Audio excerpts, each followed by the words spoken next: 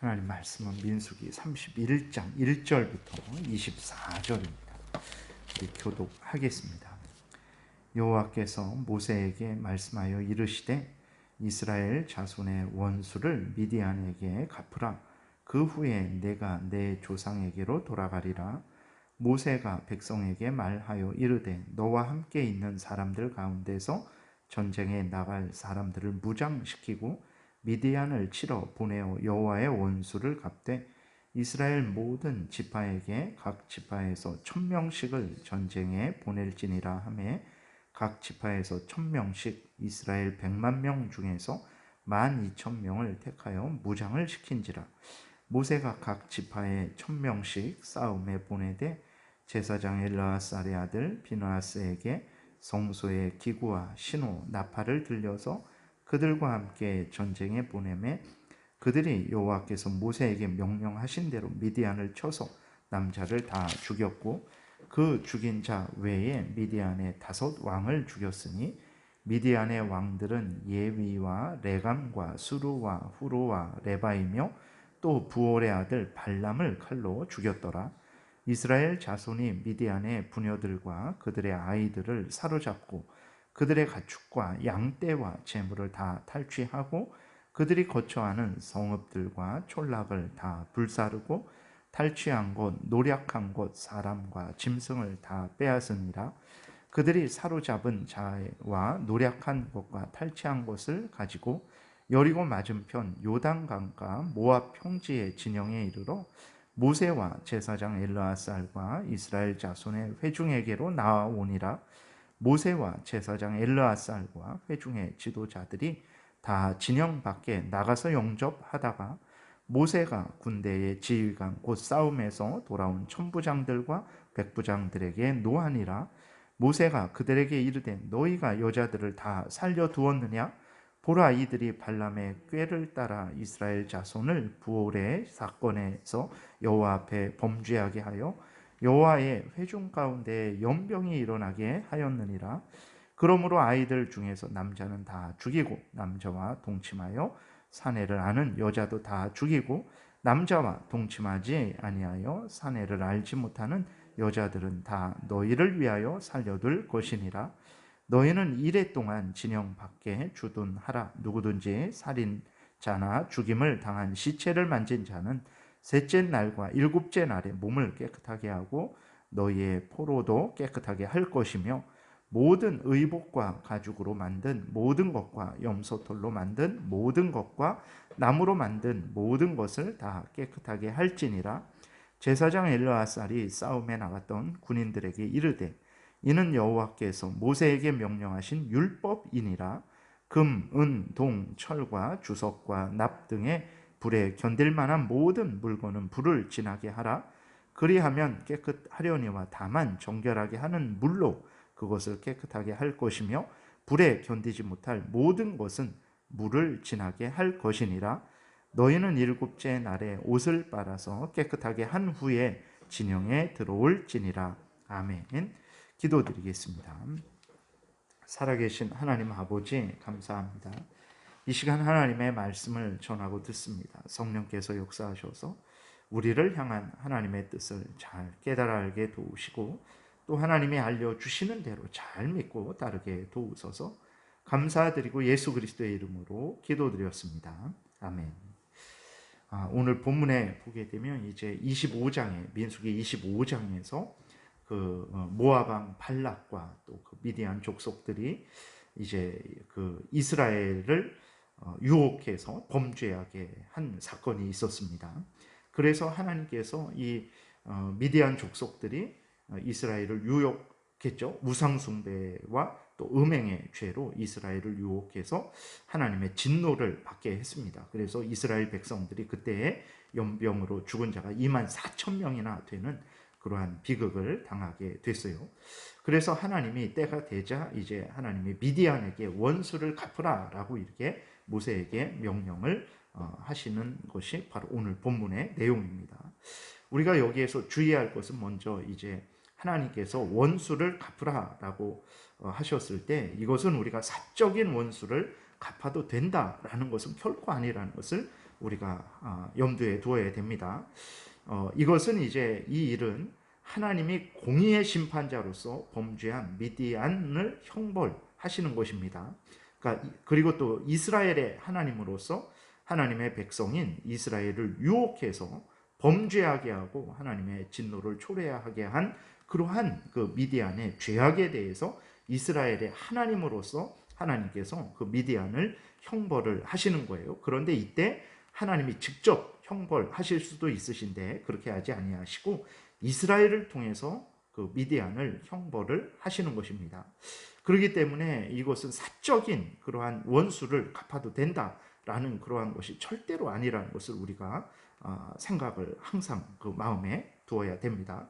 하나님께서 이렇게 사용하시는 한에서, 그러니까 하나님의 심판의 도구로서 하나님의 심판을 수행할 명령을 받은 그러한 한에서 이제 하나님의 심판을 행할 수 있는 거예요. 이스라엘도 마음대로 이제 자기들을 유혹했다고 해서 그 다른 민족을 마음대로 처단할 수 없습니다.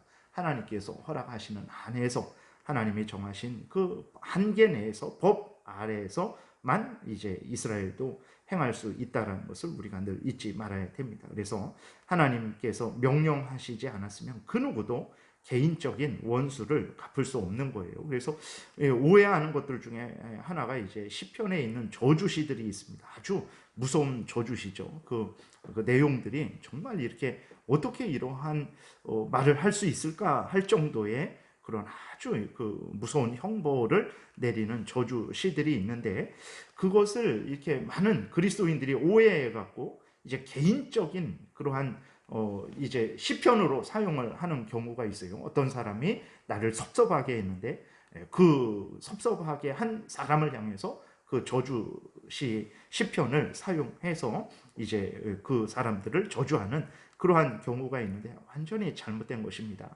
다윗이 또 시편의 저자들이 그 저주하는 것은 개인적인 원한 때문에 저주하는 것이 아닙니다. 그것은 하나님이 하나님의 대적들, 하나님을 경외하지 않고 하나님은 없다 하고 사탄 마귀의 종노릇하고 자신의 탐욕을 따라서 살아가는 그 하나님의 원수들을 향해서 하나님이 그 공의의 심판자로서 그들을 향한 형벌을, 그들을 향한 하나님의 진노를 그 시편 저자들이 대언하는 것이지 그것은 개인적으로 저주를 하는 것이 아니라는 것을 우리가 아주 명심을 해야 되는 것입니다. 그래서 오늘 본문을 또 오해해 갖고 이제 우리들에게 피해를 입힌 사람을 우리가 마음대로 저주하고 원수를 갚을 수 있는 것은 아닌가라고 우리가 생각해서는 절대로 안 됩니다. 물론 그렇다고 해서 뭐 원수를 갚지 말라고 해서 억울한 일을 당했을 때에 아무 일도 하지 말라는 것이냐? 결코 그러지 않습니다. 하나님이 허락하시는 모든 합법적인 수단을 동원해서 자신의 권리를 찾고 부당한 것에 얼마든지 저항을 할 수 있어요. 그러나 그러한 것들도 하나님의 명령을 어기면서까지 악을 악으로 갚을 수는 없다라는 것, 사적인 원수를 갚을 수는 없다라는 것을 우리가 분명히 기억을 해야 됩니다. 그리고 우리가 하나님이 허락하시는 한에서 온 힘을 다해서 우리의 권리를 찾고 또 그 저항을 했지만 그 일이 잘 해결이 안 될 때가 있죠. 그럴 때에는 어떻게 해야 되냐? 하나님이 살아 계셔서 오늘 본문에서처럼 때가 되면 반드시 하나님의 원수들을 향해서 하나님께서 갚으신다라는 것을 우리가 믿고 낙심하지 말고 하나님께 맡겨야 되겠습니다. 그 다음에 보게 되면 이제 모세는 각 지파에서 1000명씩 12,000명을 택해서 이제 싸움에 내보내게 됩니다. 이때 6절에 보게 되니까 제사장 비느하스에게 성소의 기구와 신원아파를 들려서 함께 전쟁에 내보내요. 이것은 무엇을 의미합니까? 이 전쟁은 하나님이 명령하신 전쟁이다. 하나님이 함께 하시는 전쟁이다. 전쟁의 승패는 하나님께 있다. 그러니 하나님만 의지해라 라고 이스라엘 백성들에게 하나님께서 또 눈으로 볼 수 있도록 그들에게 말씀을 하시는 것입니다. 오늘도 마찬가지입니다. 모든 나라의 흥망, 성쇠, 또 개인의 생사, 화보 모두 하나님께 달려 있음을 우리는 철저하게 믿어야 됩니다. 숫자가 많다고 군마가 많다고 전쟁에서 이기는 것이 아니라 하나님께서 이기게 하셔야 이긴다라는 것을 그리스도인들은 아주 마음에 새겨야 됩니다. 많은 그리스도인들이 참 하나님을 믿고 섬기면서도 사람을 의지하고 사람이 나라를 구하고 사람이 나를 살린다라고 생각을 하는데 그러지 않습니다. 물론 하나님이 그 올바른 사람을 그 사람을 올바르게 이전에도 올바른 삶을 살게 하셨을 때 우리가 그 사람을 볼 때 저 사람이 지도자가 됐을 때 이 나라가 복될 것이고 또 우리가 복될 것이다. 이러한 생각은 얼마든지 할 수 있죠. 그런데 그것도 하나님이 그에게 이전의 삶을 어떻게 살게 하셨는지 그것에 근거해서 저 사람이 돼야 되겠다라는 판단을 하고 그 사람을 우리의 대통령으로 이렇게 뽑을 수는 있는 거죠. 그런데 그러한 생각 없이 하나님의 도움 없이도 저 사람이 우리나라를 구하겠다라고 생각한다면 그것은 하나님을 의지하는 것이 아니라는 것을 우리가 분명히 기억을 해야 되는 것입니다. 나라의 흥망 성쇠, 개인의 생사화복 하나님께 달려있다라는 것을 명심하고 또 명심해서 우리가 철저하게 하나님 제일 우선 중심의 신앙생활을 해야 됩니다. 물론 그렇다고 해서 서로 도움을 주고 받지도 말아야 되냐, 사람을 의지하지도 말아야 되냐? 아닙니다. 하나님은 하나님의 뜻을 이루실 때 직접적으로 이루시기도 하시고 하나님이 정하신 질서를 따라서 이루시기도 하세요. 그랬을 때 그렇기 때문에 하나님의 뜻에 따라서 서로 돕는 것은 하나님을 의지하는 것과 같다라는 것을 우리가 또 잊지 말아야 되겠습니다. 그리고 이제 이스라엘 백성들이 하나님의 도우심으로 전쟁에 나가서 모든 미디안 군대를 쳤어요. 그리고 5 왕도 쳤습니다. 그리고 거짓 선지자 발람도 이제 죽였어요. 왜 그러냐면 거짓 선지자 발람이 그 민수기 25장의 우상 숭배와 음행의 그 괴계를 주동한 자였기 때문에 그렇습니다. 그 다음에 13절부터 보게 되면 이제 이스라엘 백성들이 미디안의 여자들과 아이들을 살려두고 포로로 끌고 왔어요. 모세가 노하죠. 왜 그렇습니까? 민수기 25장에서 그 범죄로 인해서 하나님의 진노를 받은 이유가 무엇입니까? 그 음행 때문에 그런 거죠. 근데 또 그 여자들을 또 끌고 오게 되니까 모세가 이제 그 백부장, 천부장들에게 진노한 거예요. 그리고 이제 그 완전히 나머지는 이렇게 자세하게 그 기록된 대로 처리하도록 이제 모세가 명령을 합니다. 근데 우리는 이것을 잔인한 학살로 생각해서는 절대로 안 됩니다. 왜 그러냐? 앞에서 말씀드린 대로 이 전쟁은 하나님이 공의의 심판을 행하신 전쟁이기 때문에 그렇습니다. 그래서 미디안의 그 여자들 무슨 힘이 있습니까? 그 뱃속에 있는 태아들 무슨 힘이 있습니까? 어린 아이들 무슨 범죄를 했습니까? 라고 우리가 생각을 하고 이것은 너무 잔인한 것 아닌가라고 생각을 할 수 있죠. 그러나 말씀드린 대로 이것은 하나님의 공의의 심판입니다.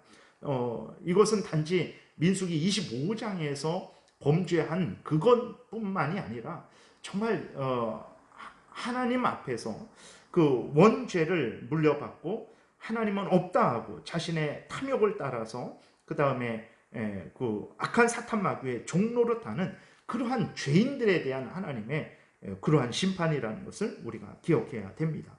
어린 아이들도 뱃속에 있는 태아일지라도 원죄로 인해서 부패되었고 죄에 대한 책임, 그 형벌을 받아 마땅한 존재라는 것을 우리는 잊지 말아야 되는 것입니다. 그래서 구약 성경을 읽을 때에 여리고에 있는 모든 사람을 진멸해라. 거기에는 어린 아이들, 뱃속에 있는 태아들, 여자들, 그러한 모든 사람이 포함된 것이거든요. 그랬을 때 어떻게 이렇게 하나님이 잔인할 수 있는가? 아닙니다. 그러면은 하나님께서 이제 마지막 심판을 하시죠. 예수 그리스도께서 재림하셔서 최후 심판을 하실 때 어떻게 하겠습니까?